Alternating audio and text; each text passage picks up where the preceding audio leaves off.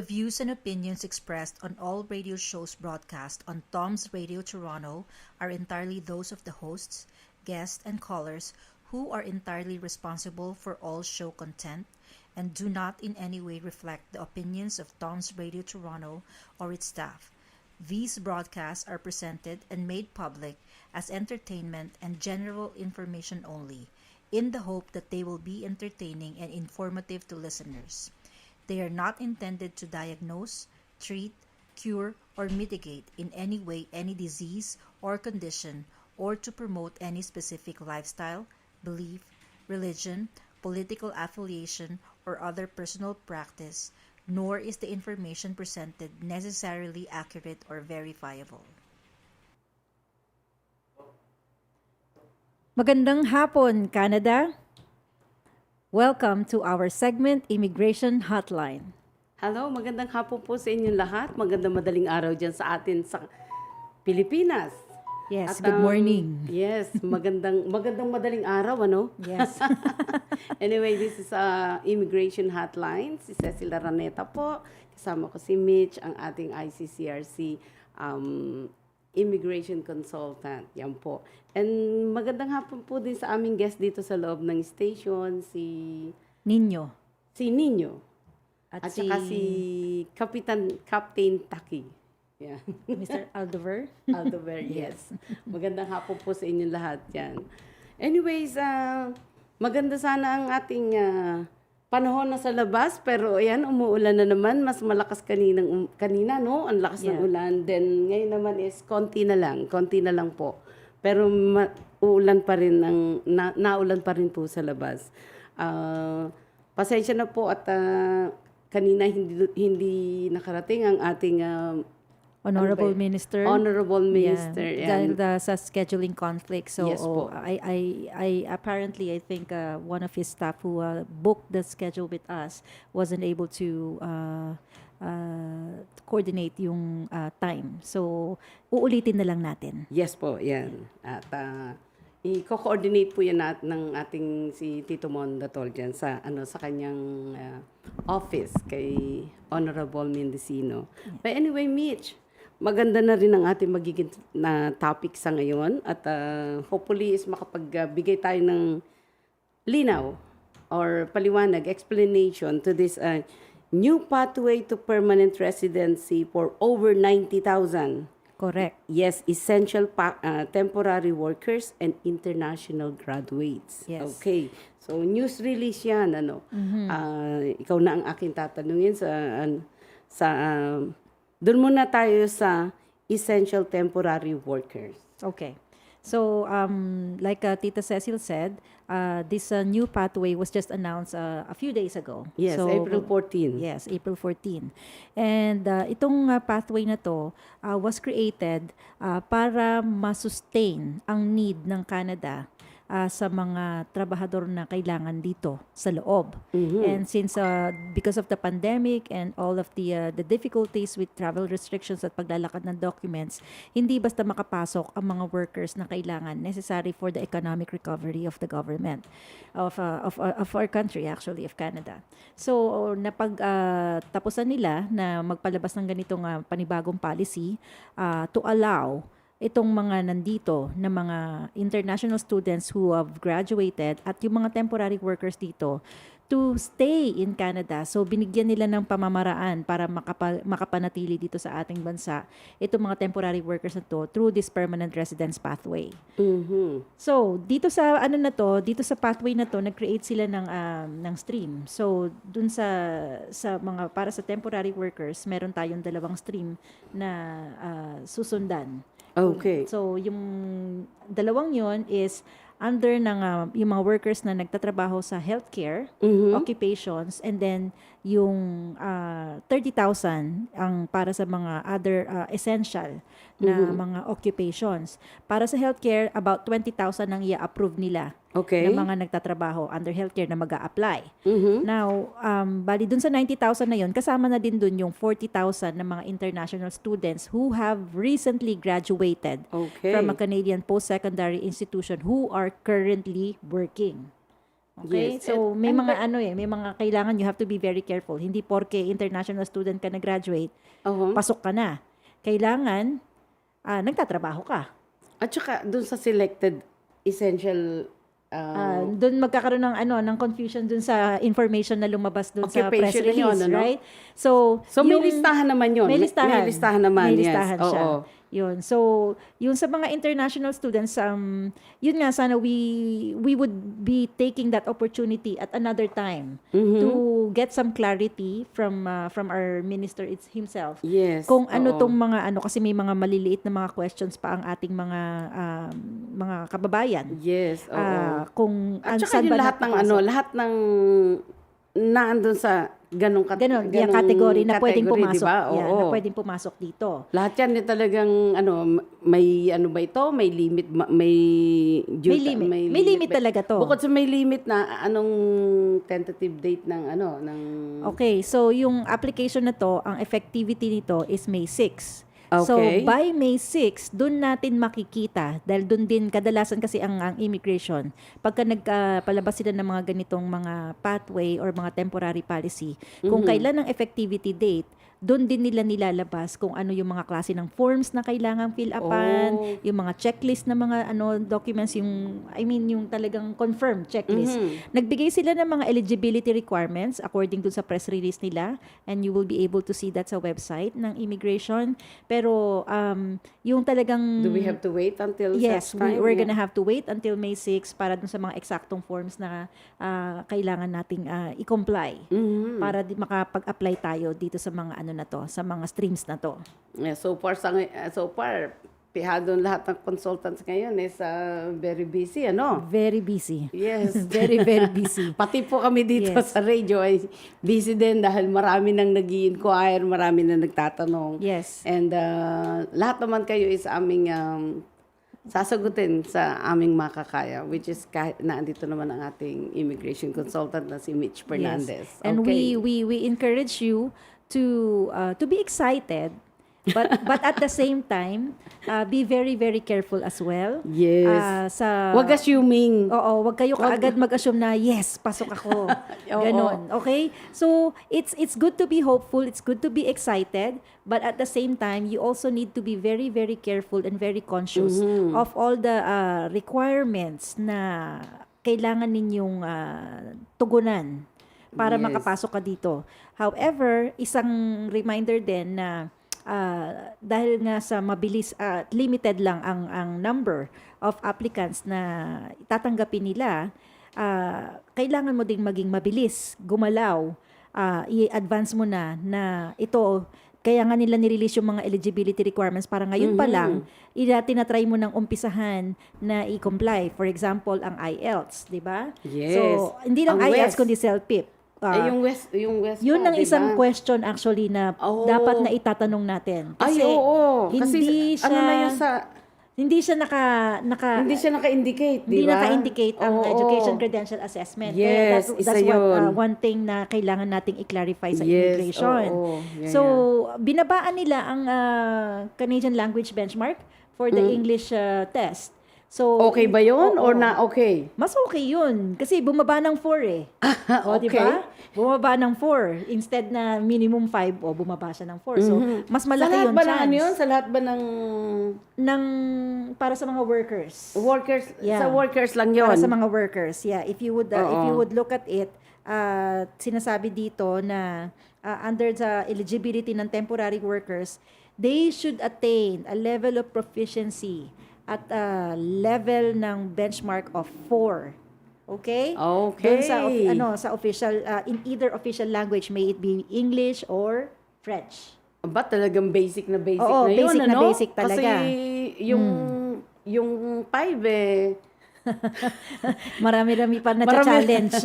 Marami-rami pa na challenge sa kanila. So, yung 4 basic na po yun. So, yeah. talaga pong marami sanang pumasa. Maraming makakapasa pala. Oo. Ang tricky part ngayon dito sa ating mga kababayan is magmula nung naipalabas tong itong pathway na to nung isang araw, lahat nagkukumahog ngayon na mag-book ng ng mga test nila for IELTS and Oo, CELPIP. huwag naman sana nating sasamantalahin yung mga kababayan natin na gustong I know. makakuha ng IELTS, ano? Oo. Yeah, so tulungan po natin Tulungan na sila lang. yan. Oo. Tulungan So, yan. in my case, yung mga kliyente ko, ipinrovide ko sa kanila kung ano yung mga links ng mga booking website for Na pwede nilang pagbukan. Oo. Either British Council yan or Yeah, oo. IDP, tsaka CELPIP. Para ang advice lang ako, binabantayan ko lang sila kasi nahihirapan sila kasi sa sobrang dami ngayon na nagtatry na mag-book, nagka-crash ang site ng Wow. ng IELTS or ng CELPIP. So, sa awa ng Diyos naman, kung ikaw ay tututukan mo ang pagbubook, bantayan mo lang sa maybe within 4 hours makakatsamba ka din makakuha. Doon experience sa mga kliyente ko, ganun yung mga nangyari. Yung isang kliyente ko 6 na oras. At may isa pa akong kwento. Oo. Yung isang kliyente ko overexcited talaga, no. Manganganak siya dapat sa May 10. Oh. Nanganak kahapon. Oh! So, sobrang Dahil excited. nung isang araw, maghapon hanggang gabi, binantayan niya ang pagbubook ng test ng asawa niya. Oh my goodness. So, siya yung nagbantay nung madaling araw, ayun, sa awa ng Diyos. Oh, Nanganak. Nanganak. Oh, congratulations. Yes. So, nakababae na siya ngayon. So, pwede naman pangalanin niya ng pathway. I know, pathway. So, ganun katindi ang excitement ng mga kapwa nating Pilipino dito sa pathway na to. So, napakaganda naman din kasi talagang opportunity to para sa kanila na parang shortcut na to eh. Yes. Diba? Shortcut na siya. Isipin mo, minimum of 1 year na trabaho dito sa mga list ng mga occupations na to. And you'll be able to apply. So, Gaano pa ba kalaki ang backlog ngayon sa immigration, Mitch? malaki. Libo talaga. Yun din yung isa pang question na dapat na maitanong. Dahil before nitong pathway na to, malaki na ang backlog natin. So, pag pumasok tong pathway na to, 90,000 na permanent resident applications ang kukunin nila, gano'ng kalaking backlog ulito. Hindi, dapat mag-ano na sila, mag-hire na sila ng maraming Additional. Oo. Kasi last Kasi time, kung hindi, Oo. ganun pa rin yun. Yes. Kasi may backlog na nga, madadagdagan Dadagdagan pa. pa. Eh di Yeah. ganun din, lalaki lalo correct. yung So, yung nung numbers, last di time, ba? yung previous na discussion natin last week, I think nai-announce ni Minister, Na, siguro oo. 2 months or 3 months ago, nag-hire sila ng 60 additional personnel. 60. 60 what? 60 na tao. Ah, Oo, 60 lang. Oo. Ganon? Para ma-comply daw yung backlog yung mga existing backlog natin, di ba? So, Okay. I don't know, itong sa additional na to, na programa nilang to, sana naman mayroon kahit man lang 160 sana na taong madagdag na mahal. At saka, ilang oras ka mo ang binabantayan nila pag tatawag ka sa ICC, sa immigration? Nako po, oras. Mga ilang Tagal-tagal. oras? Pwede ka na magluto ng tanghalian? Depende sa oras ng pagtawag mo. Pag ikaw ay natapat sa oras na busy sila, manahimik ka ng 2 oras siguro dyan na makinig. Wala ba sila nung callback time? Alam mo, itong mga past few months, ang napansin ko sa kanila, wala. Kasi dati, pwede silang meron kang prompt doon na pwede ka magpa-callback. Pero nitong mga nakaraan, wala silang ganun. So, I'm not really sure what's going on sa call center ng immigration. Pero medyo challenging itong mga nakaraang buwan na to ngayon. Yeah. So, yan po mga kababayan, ang ating konting payo dito. Talagang medyo kailangan ninyo ng mahaba-habang pasensya. Mahaba-habang pasensya. Pero magandang project ito kung sakasakali at matutugunan ng ating immigration na needs. Yung mga immigration needs refugee natin. and citizenship minister. Yan. So, ang isang ko lang, yung mga natin ngayon, itong mga possible na mga gustong mag-apply dito, you have to remember na ang effectivity date ng application is May 6. May 6. Oo. Ang deadline nito is it will remain open yung application until November 5. Oo. However, read between the lines. Kahit November 5 ang last day of submission of application, pag naabot na nila yung quota Okay? Dun sa bawat stream. Yes. Automatic stop yan. So, let's say, for example, by June or by July, umabot na sila ng 20,000 sa workers, 30,000 sa mga essential occupation, 40,000 sa mga students, that's it.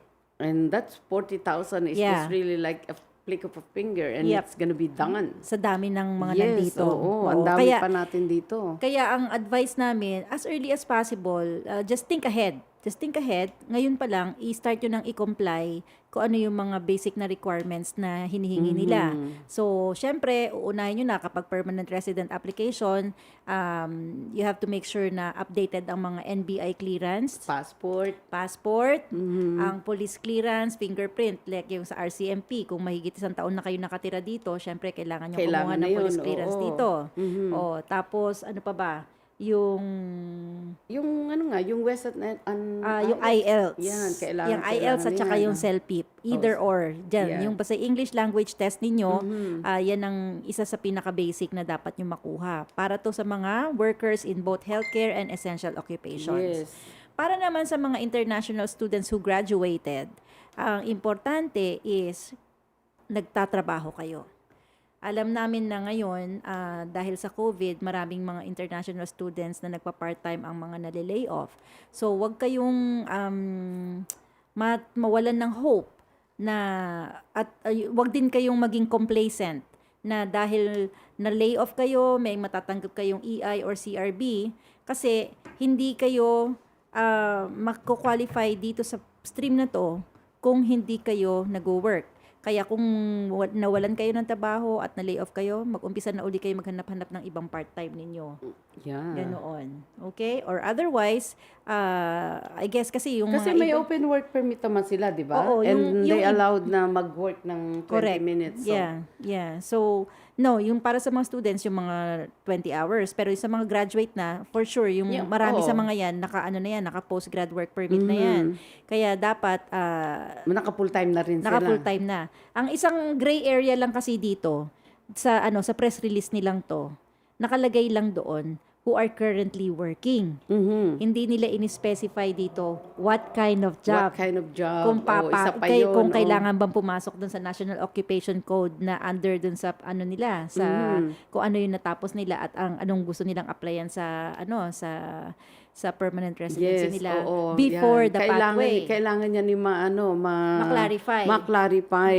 Kasi syempre maraming cases sa atin ng mga kasi baka yung international. iba kumuha ng let's say business management tapos nagki-cleaner. Yes. Yeah, so magkaiba naman po 'yon. Correct. So although pagdating sa pagdating diyan sa category na 'yan, kung cleaner sila tapos naka-open work permit na sila tapos mahigit 1 year na silang nagki-cleaner, kasama 'yan sa minor group ng mga nasa essential workers. Oh, okay. Okay? So either meron pa rin silang pag-asa. May pag-asa pa rin. May pag-asa pa rin naman. Pero yun nga, yun yung mga gray area na sana maganda sanang mai-discuss. Yung clarification natin makuha. Tapos meron din namang iba na let's say kunyari sa mga temporary workers na let's say kunyari estudyante ka before, tapos naging temporary worker ka. Yes. Paano ang magiging application ng category mo doon, 'di ba? So, yung kung nag-change sila ng status o kaya nag-change sila ng employer from let's say dati matanda ang halaga nila, 1 taon sila doon. Yeah. Tapos hindi nagkasundo, nag-alaga siya ng bata ngayon. Naging bata na yun. Oo, naging bata naman ngayon. Parehong caregiver 'yon. Parehong home 'di ba? Parang home child care provider tsaka home support worker. So, aalaw ba nila yon na kasi may 1 year siya dito sa isang experience na to? Yes. Diba? So, siguro naman is before May 6 marami pang ipapalabas yan dyan. So, let's wait and see. So, hopefully po maging makarating dito si Honorable Mendocino para dyan sa mga katanungan natin yan. Napakarami na pong tanong ang pumasok dito since kanina pong umaga at lahat po yun naman yan i-address natin sa sa ating minister pagdating po niya dito. Correct. Yes, okay. Anyways, Napakarami ng talaga naglabasan lahat ng mga aplikante, no? correct. Yes. Yeah. So ngayon siguro ang susunod na natin tita, i-breakdown natin yung mga eligibility. Yes, So yes. punta muna tayo sa mga temporary workers. Mhm. Okay, ano ba yung mga eligibility? Uulitin Yes. natin para at least naman medyo mas malinaw-linaw ng konti according sa pagkakaintindi din natin, Yeah. ano? Oo. So number 1 dyan, you must have accumulated at least a minimum of 1 year of, 1 year. of full-time work experience or yung equivalent niya in part-time which is 1,560 hours. Oh, okay. Yan yung isa sa mga requirement, okay? Tapos yung 1 year na work experience na yon, kailangan magfo-fall under siya doon sa mga eligible occupation na nilista nila. Okay, according sa stream. Yeah. So, yun dun sa stream na yon, dalawa yan. Stream A. Ano ba yung stream A na yan?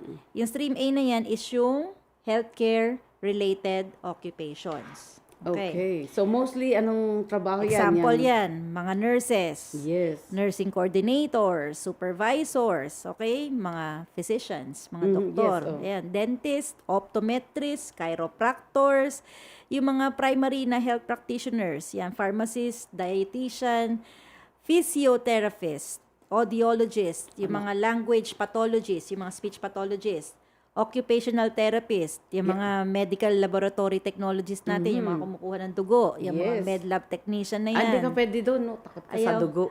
Hindi nga. Takot ako sa dugo, kaya lang nasanay na akong makuha ng dugo. Anyways, yung mga medical sonographers, yan. Yes, yung mga oo. nag-x-ray, mga nag-ultrasound na yan, yung mga cardiotech na yan, yung mga nag-ECG sa atin, denturists, mga hygienist, optician, Yes, oo. pati yung mga practitioners ng mga natural healing. Wow. I guess yung mga naturopathic. Holistic. Oo, holistic. Yes, mga yan. holistic, oo, Kasama yan, yan. kasama yan. Mga mga RPN natin, yung mga licensed practical nurses natin dyan, mga paramedical occupations, massage therapist kasama din, dental assistant, mga nursing aid, orderlies, pati yung mga nasa patient service associates, yan, kasama yan. Mga social workers, health policy researchers, consultants. PSW ba Oo. kasama dyan? Oo, kasama dito Yan. yan. Social and community service workers, home support workers, housekeepers and related occupations. Ito yung home support worker. home support workers. Pero okay? wala yung Hindi dito tayo sa sa Annex A pa lang 'tong pinag-uusapan natin, ha? Sige. So dito, yung home support workers dito sa Annex A, yung Stream A na tinatawag. Yes. Yung home support worker dito, clarify natin, ito yung mga nag-aalaga ng mga matatanda at saka Aray. special needs. Hindi matanda. Elderly. Okay, sige na nga, elderly. Ang ating mga Elderly. mga golden. Yes. Yan, ang ating mga golden and diamonds. Okay? Parang si Tito Mon. Oo, asan ba siya? Asa si Tito Mon? Yan. Anyways, so yun ang i-specify natin. Oo. Ito ay para sa mga home support. Home support. Okay, ang Yes home support po, yan. para sa mga convalescent. Okay, yung mga ganyan. I-clarify natin yan kasi marami nagtatanong na mga yung ating Hindi mga kasi nga pagka sinabi mong nasa home support, ang alam nila lahatan. Oo. Di ba? So, Pero titingnan nyo yung National Occupation Code. Ang Yeah. naka-indicate dito, 4412. Okay? So, ang 4412 is para yan sa mga carers na mga elderly at saka yung mga convalescent, mga special needs. Yan yun. Okay? Now, pagbunta natin sa Annex B. Ito yung Okay. Stream B na tinatawag. Okay? Sa Stream B, meron yung tinatawag na major unit groups. Yung mga major unit groups, una doon yung mga sales support na occupation. Ano yung Okay. mga yon? Cashier, service station attendants, mga store shelf stocker, clerks, order fillers, tsaka mga other sales-related occupation. Okay? Yan yun para sa sales support. Then, ang sumunod, yung industrial, electrical, and construction trades. O, yan na yung mga contractor, supervisor, yung mga machinist, metal forming, yung mga tawag dito, nasa pipe fitting, carpentry trades, yung mga installers, repairers, mga servicers, mga ganyan, boiler makers, sheet metal workers, welders, iron workers, electricians, yan, ano pa ba itong mga nasa listahan nila? Malaki Yeah, itong nasa oo. major unit group nila ng mga nasa technical, industrial electrician, mga power system, plumbers, gas fitters, steam fitters, pati yung mga nagkakabit ng cable, tsaka maintenance O kasi niyan. kailangan niya, pag wala yun, wala silang, wala supply ng kuryente. Correct, yeah. O, tapos, Brownout sa loob ng oo, bahay. yan, yung mga carpenters natin, bricklayers, mga insulators, roofers. Yeah. Roofers, yan. Maraming mga roofers na, tile setters, yung mga painters, mga installer ng mga floor covering, mga material handler, transport At least truck driver. maraming Marami. maraming trabaho pa rin yan. Yeah. Oo. Bus drivers, yung mga delivery, service couriers, pati yung mga taxi, limousine drivers, tsaka mga chauffeur, Yes, kasama yan. oo, yan. Yung mga attendant para sa mga air transport, nagpo-fall under dito naman sa category ng transport and heavy equipment. Yes, Yan. oo. Yeah, mga equipment operators, lahat yan. Si Tito Edward, yan. Yeah. Heavy equipment. Hindi, nasa airport sila. So, kailangan sila doon. Ayun. Yung mga isa pang major unit group natin, yung mga trades helper, yung mga Yes. construction laborers, tsaka mga related occupation noon, like yung mga railway, motor transport laborers. Tapos, ang isa pa sa mga major unit group na kasama dito, yung nasa harvesting, landscaping, and natural resources ng mga laborers. So, mga nagmimina dyan, yung mga tumutulong sa pagla-landscape, yung mga garden dyan, yan, kasama yung mga yan. Tapos, pati yung mga sa mga logging tsaka sa forestry. Yun. Now, apart from the major group, kasama din dun sa stream B is meron ding mga minor group. Okay, ito naman yung mga pasok dito. Marami nagtatanong kasi syempre, sabihin mo ng mga 40% nasa major unit group. Pero another 30% or 50%, nandito ngayon yung nagpo-fall under sila sa minor group. Okay. Ano tong nasa minor group? Okay.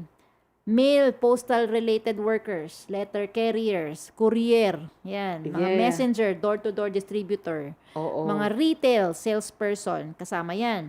Sa cleaners, kasama ang light duty, specialized cleaners, janitor, caretakers, tsaka building superintendents. Okay. Minor group kasama ang agriculture workers like yung mga general farm worker, tsaka nursery and greenhouse workers. Yan. Doon sa other workers naman sa fishing and trapping and hunting occupation, yung mga trappers, mga hunters, tsaka yung mga deckhands sa mga fishing vessel.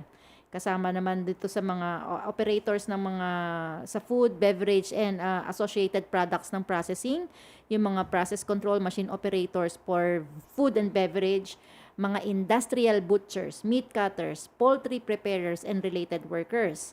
Kasama din dito ang mga fish and seafood plant workers, yung mga testers and graders dun sa food and beverage processing. Kasi puro food na yan. Yeah, essential yan. Essential na yan. Yan na lang ang binibili ngayon. Very essential yan So, Oo. ito may mga specific rin sila na mga unit groups din sila na in-specify talaga. Yung mga managers ng agriculture, Okay. horticulture, yung mga French and French immersion secondary school teacher. So, dapat ang language of instruction must be French. Kasama yan sa mga nila specification. Pati sa elementary school ganun din ng French. Dito ngayon pumapasok sa specific unit groups ang NOC code na 4411. Yung home child care providers. Ay, salamat. Diba? At least meron na din silang number. Ibig sabihin, kasama Oo, pati kasama lahat ng sila. mga nani natin, yung mga Oo. nag-aalaga ng bata. Yan. However, ang napansin ko, bakit siya nakahiwalay? Kumpara dun sa isa na nasa Annex A. Yung sa home support. Oo. Kahit naman kasi saan, lagi silang magkahiwalay, napapansin ko. Yeah. Dahil, Diba? Yeah. Pero kasi, dahil mas malaki ang percentage ng kukunin nilang applicants sa mga nag-aalaga ng mga elderly tsaka convalescent. Hindi lang kasi kailangan sa elderly is yung experience ka. Yeah. Yeah. Kaya nga kalimitan, mga nurse lang ang Ang kinukuha. ang kinukuha kasi nga unang-una elderly na yan. Pangalawa, yung iba may sakit na, Correct. right? At Correct. yung iba talagang yung let's say sabi mo nga kanina is yung spatial. So they need to be experienced para may And ito- skills. Yeah. Skills. So, However, no, we're not saying na hindi skilled ang mga nasa Bata. childcare. However, kasi itong pathway kasi na ito, kaya to kinreate para nga ma-fulfill yung need inside Canada. yes. And Oo. currently mas malaki ang need para sa pag-aalaga ng mga matatanda. Okay. Kaya sila nag-fall under dun sa Annex A. Mhm. Dun sa Annex A. Yeah. So, you have to remember na meron tayong division kung gaano karami lahat siya ang na yan, yung mga kukunin. So, Yeah. dito sa Annex A, which is yung healthcare, 20,000 ang applications. Okay? Dito sa Annex B, itong Annex B na to, nagpo-fall na rito lahat, yung major group, pati itong minor group, wherein kasama ang home child care provider, combined na lahat-lahat siyaan. Nandun is 30,000 applications lang. Mhm. So, pag kukumparahin mo yan dalawang yan, ibig sabihin, talagang ang primary nila, yung healthcare, marami talaga silang 20,000. kukunin. Yeah. Yun. Kasi yung the remaining, dun sa 90,000, yung 40,000 is para sa mga students. Students na, Yeah, oo. para sa mga students na yon. So, yun ang, ito sa akin lang naman, sa analysis ko lang naman, according dito sa pinalabas nila na information. Yun ang pagkakaintindi ko. Although, syempre, iba-iba naman ang pagkakaintindi ng mga tao, pero personally, yun ang nakita ko dito. Although, marami pa tayong questions talaga na dapat na i-raise pa dahil hindi pa naman talaga ganun ka-clear tong pathway na to. Yeah, magti-take a break po kami at sa pagbabalik namin dito mamaya, sasagutin naman ni Mitch yung mga question na pumapasok kanina pa. Okay. Are you an international student who has recently graduated from a Canadian post-secondary school? If you have graduated from a designated learning institution, you could be eligible to apply for permanent residency under the new pathway set out by Immigration, Refugees, and Citizenship Canada.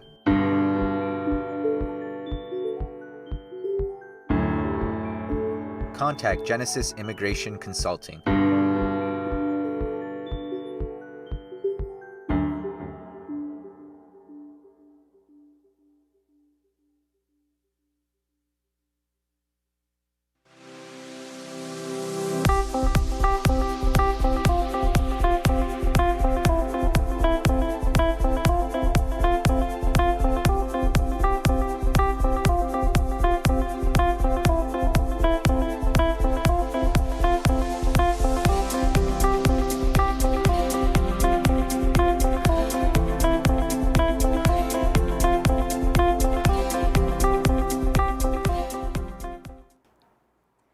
Welcome back! Yan, balik tayo uli.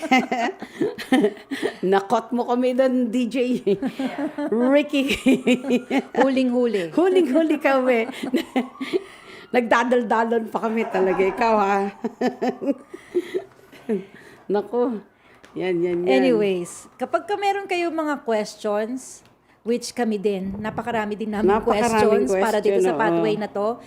Don't hesitate to contact us or call us. Ano na ba yung number natin? 416-900-5684. Yes, po, Okay? sa live yan. Kung gusto niyo mag-live.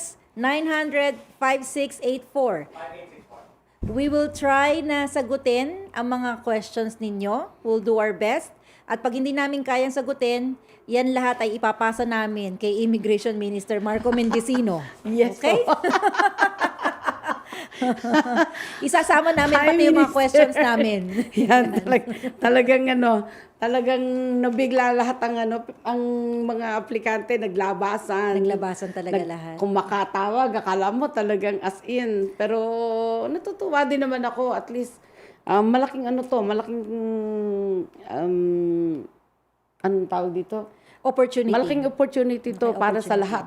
para sa lahat. Lalo na po sa ngayong pandemic. Tayo, hindi nila alam syempre kung ano man kanilang gagawin o anong mangyayari sa kanilang mga papel, di ba? Lalo na yung iba na kumbaga sa natenga na sila dito. Ano ba sa ano yun? Para dun sa mga na-stuck na sila dito sa Canada, para diba? dun sa mga alanganin at hindi nila talaga sure kung ano yung mga kailangan nilang gawin, don't hesitate na kumontak kayo dito sa amin, dito sa TOMz Radio, or you can also contact us directly sa Genesis, and we'll be happy to help you and assist Yes you. po, yan. Okay? Oo. Yan. So, ang isa sa question doon na napadating sa atin, Mitch, is sa 90,000, magkakasya ba ito? Kulang Itong yan. numbers na ito. Yun ang unang-una. Kasi unang-una sabi, ang mag-i-effect ito ng May 6 to November 5, or until ma-reach nila ma-reach yung yung talagang cap. Ano? So ngayon, kung magkaubusan ng Pag nakaubusan, that's within it. a month, Yeah. 'di ba? Yeah. Which always happens. Parang sa ating mga grandparent sponsorship, 'di ba? Pagka nag-open sila, Yeah. within 1 hour, tapos. Yeah. So ulit ka, At saka hintay. yung sa mga parents, 'di ba? Yung Yeah. sa parents, grandparents. Pag nagbukas sila ngayon, talagang lahat sila nakaabang na, 'di ba? Sabay-sabay. Although ito hindi naman, this is not the case, right? Hindi naman kagaya ng ginagawa doon sa grandparents na online. Ito naman is may time frame.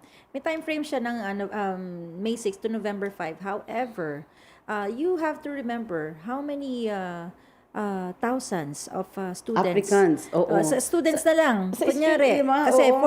40,000 ang nila, 40,000 ang cap nila. How many students come in a month? Yeah. 'Di ba? At Or saka yung in mga a day. nandito na talaga. Yes, at saka Yeah, yung mga oo. nandito. Kaya ngayon na nga So sabihin mo ng average niyan in a year na estudyanteng pumapasok. You have to remember, hindi lang Filipino, international students. That's all oo. over the world. Yeah. So mahina ang 380,000 international students that come in. Okay? So imagine mo na 90,000 lang yan. Yes, oo. Sa ano pa lang sa mga international students from China, ilang libo na yan Ganon kalaki ang population niyan.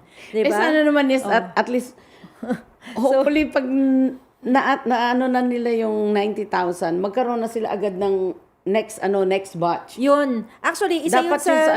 dapat yun ang nila, meron Kasama silang- sa listahan ko yun, kung titingnan mo. Yeah, oo. Sabi ko, is there a possibility that this pathway will happen again in the future? Diba? Kasunod na agad kasi pag sinabi mo pang future, mag-wait pa tayo Dapat Yeah. meron na silang naka-prepare. Naka-project yan. Naka-project na nila yung gaano kabilis yung group A, and then after that Yeah. meron na sana silang group B na at least alam na nila na Especially now, tita, kasi ngayon, ang lakas ng pasok ng international students ngayon during COVID. Ang lakas talaga. So, itong mga international students na to, syempre, nag-aaral pa lang ngayon, hindi pa to gumag-graduate. Sabihin na natin na post-COVID next year. Ito bang mga estudyanteng to magkakaroon kaya ng trabaho kaagad? 'Di ba? yung pa, Yung isa mga pa yun. tanong, di Isa ba? pa Yung tanong lahat yun, ng mga oo. pumapasok ngayon, next year, magkakaroon ba sila kaagad ng trabaho post-COVID? Oo. Yeah. Di ba? So, I'm hoping na itong pathway na to, mag-continue to. Mag-continue na lang. Oo. Oo. Since napakalaki naman ng Canada, napakalaki ng space, napakalaki ng opportunity ma-accommodate nila lahat ng mga pinapasok nilang ng mga tao, di ba? Let's say 90 this year. And then 90 ulit next year. next year. So hanggang sa matapos lahat. And then for sure yan, Tuloy-tuloy na. mawala tong COVID. We don't know kung gaano palalo kadami ang darating, Yes. 'di ba? So ano naman 'yan kasi yung I think naman na ang ating immigration naman is kasama yan kasi itong pathway na to para matugunan yung nila yung quota nila for this year's immigration level. Yes. Kasi you have to oo. remember, I guess less than a year pa lang yung announcement nila na in-announce nila yung immigration level plans nila from 2021 to 2023. Yes. So itong pathway na to is para matugunan yung para sa year 2021. So, Kita mo yun, ha? 'di ba? Para sa year 2021. 2021 pa lang, Oo. oo. So, let's say I don't really remember the exact numbers ng immigration na level goal nila for this year. Pero ibig sabihin, yung 90,000 na yon para matugunan, mapunuan yung kung halimbawang ang na-approve lang nila for permanent residency is 200,000, baka kailangan pa nila ng additional na 90,000 para mabuo nila yung 290,000 na level nila for this year. For this year, Tapos oo. next year ulit, most likely ganun din. So let's cross our fingers na na maulit pa itong Yes, itong oo. pathway na to. So yun. At saka every year, pwede nilang gawin to, eh. Pwede diba? nilang gawin. Yeah, pwede nilang Oh. gawin. Yan. Hi, Jem! Naandyan na yung, may guest na, naandyan na yung guest natin si Jem. Okay. Yeah. Yes. Yeah, so... So, meron pa tayo ang gandang i-tackle na ito sa susunod ulit may continuation pa tayo dito. Naku.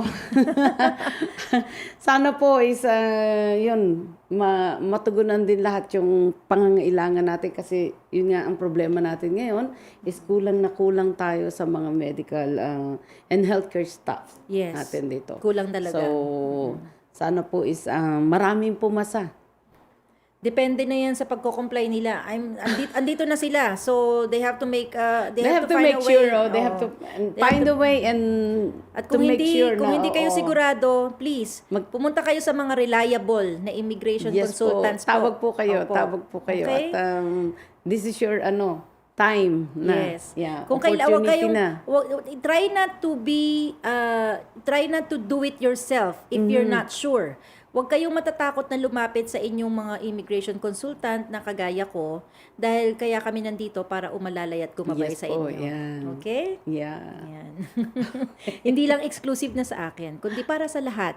Sa lahat, Okay? yan. Huwag kayong matatakot na lumapit kasi ang priority at ang goal ng mga immigration consultants at immigration lawyers is yung mapabuti ang estado ninyo dito sa Canada. Yeah. So, kung ano't ano man, Mapabuti at magkaroon ng papel. yun, Yeah. Kung ano't ano man, you have to just do your due diligence. Kung paano kayo makipagtransaksyon sa bawat tao na makakaharap ninyo na gusto nyo tumulong sa inyo.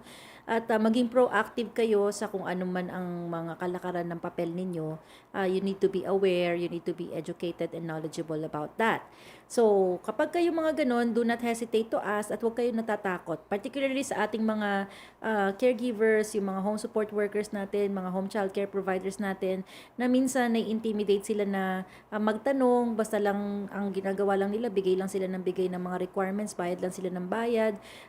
Hindi po masamang magtanong kung ano ang sitwasyon ng papel ninyo, kung ano ang kalalabasan at kung ano man po ang plano or strategy na gagawin para sa application ninyo. Dahil buhay po ninyo yung nakasalalay dito, future ninyo at ng pamilya ninyo. Yes. Kaya maganda po na yung impormasyon is tama ang makukuha ninyo. And one thing na maganda dito sa new pathway na to, talagang in-involve na nila yung international graduates. Correct. Kasi lahat ng mga estudyanteng dumating dito na hindi nakagraduate man o hindi, talagang alala sila because of the pandemic. Correct. Hindi na nila alam kung paano. Paano nila i-comply yung yung susunod na step nila? Oo. Kasi ang mga international at students kasi para ka naglalaro ng Super Mario dyan eh. Yeah. So level 1, level 2, level 3. At saka hindi Diba? lang. Kasi yung panggastos nila. Correct. Yung hahanapin nilang trabaho, di ba? Correct. So, talagang napakagaling po ng pagkakagawa ng ating immigration minister para po sa katauhan ng mga ng workers natin, especially yung temporary workers. Correct. And international students. Maraming salamat po sa inyong pagbibigay Opportunity. giving them opportunity and yung chance. Yeah. Yan, kasi talagang alam mo nung last year nga, marami talaga ako nakakausap ng mga estudyante na talagang para silang nalo-lost na yung kanilang hope. Kasi paano sila, unang-una syempre, 20 hours lang sila pwedeng magtrabaho. So, paano pa sila kukunin ng kanilang mga employers? So, yung pinagtatrabahuan. At sa trabaho naman, sila ang unang-unang tatanggalin. Correct. Yes, kasi meron dyan mga, meron mga full-time dyan di ba? Oo, kasi tsaka yan, mga temporary lang sila. So, wala talaga yung commitment pa, kumbaga. Yes, talagang nakakaawa sila. Talagang nagsuffer din sila ng mga sabi nga natin, mga anxiety diyan o yung mga nadidepress. Correct. So, talagang maraming salamat po sa pagbibigay ninyo ng importansya sa mga workers and international students, as I said. So, Mitch, napaka-ugly ng ating oras. I know. So, until next time again. Yes and po. we're hoping na by next time mas may information tayong maibibigay. Yes po. At let's hope na tong darating na linggo na to may maidagdag sila na na mga information pa. makasama natin, makasagot si Minister. si Immigration Minister. Correct. So, maraming salamat po sa panonood ninyo sa amin, and then hope to see you again next week for another Segment ng aming immigration hotline, and with our immigration consultant from Genesis, Mitch Fernandez. Mitch, Maraming salamat po sa inyong pakikipanood ngayong hapon na to. And let's wait until next week for more information na mai-impart namin para sa inyo. And again, kahit po during the week, kung meron kayong mga questions, don't hesitate na mag-send ng email or tumawag or mag-post ng comment sa aming Facebook page or sa YouTube, at aming pipiliting sagutin po ang inyong mga katanungan. yes po. Okay, thank you, Mitch. Good to see you again next week. Okay, Yes. bye. Okay, happy Sunday, guys. Are you an international student who has recently graduated from a Canadian post-secondary school? If you have graduated from a designated learning institution, you could be eligible to apply for permanent residency under the new pathway set out by Immigration, Refugees, and Citizenship Canada.